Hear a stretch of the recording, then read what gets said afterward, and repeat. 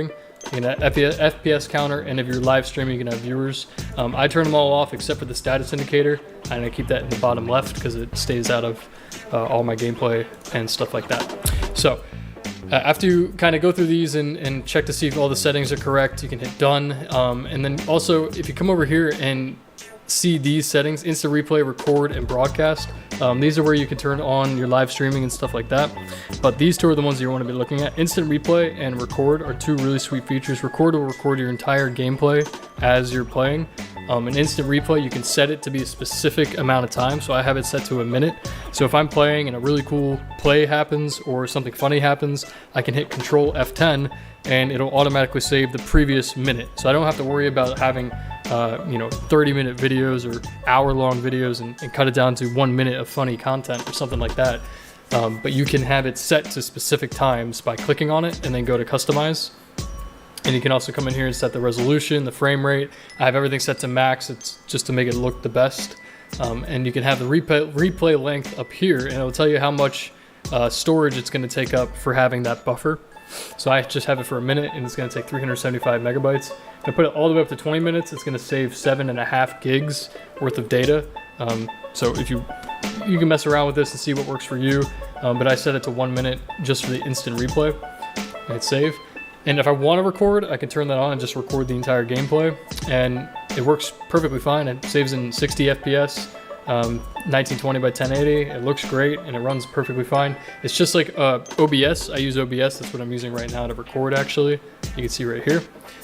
But this is really good for in-game gameplay and really good for the moments where you weren't recording previously and you wanted to get that perfect moment in the game. You can save it to a specific amount of time.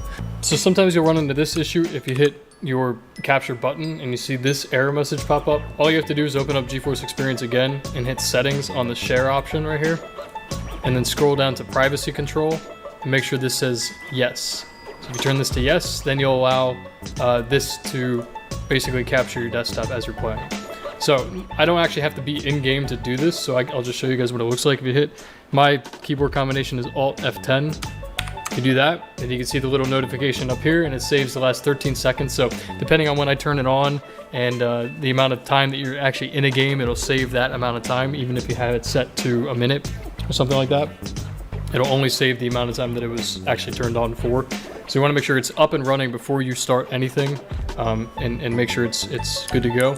Now if you hit, I believe it's Alt Z for me, but it might be Control Z for you or any other type of combinations. If you guys change it, you can bring up the HUD display like I was talking about here, and you can go in and change stuff right on the fly as you're playing your game, or if you're recording stuff on your desktop. So it's a really great program, honestly, from GeForce Experience. The optimization of games isn't that great. This part right here, if you go into here and optimize it, it's not always the best, so I don't really trust that part, but the screen recording is pretty sweet, actually, and it's free. You can download it if you have an NVIDIA GPU and have fun with it. So actually I'll show you what a recording looks like after I'm done, and it will actually record your voice too if you have your mic set up and your webcam. So it's perfect for people who do gameplay videos and don't want to bother with having all these other programs running in the background. GeForce Experience is always on as long as you have it on your computer, and you can make sure that you're getting every single video clip that you get. And it's actually pretty sweet. Depending on the game you're playing, or if you're just running on the desktop, it will actually automatically put it into separate folders for you. So I have some from Rocket League and League of Legends and just my desktop. So this was the most recent one that I just recorded like 10 seconds ago. So if I click this and run it, if you turn this to yes, then you'll allow, you can hear my voice, this to basically capture your desktop. Everything I just showed you guys, basically. So, but I don't actually have to be in game. It looks great, to do this, runs so 1080p, 60 frames per second. It's a great program. Check it out, GeForce Experience. Let me know if you have any questions in the comment section down below.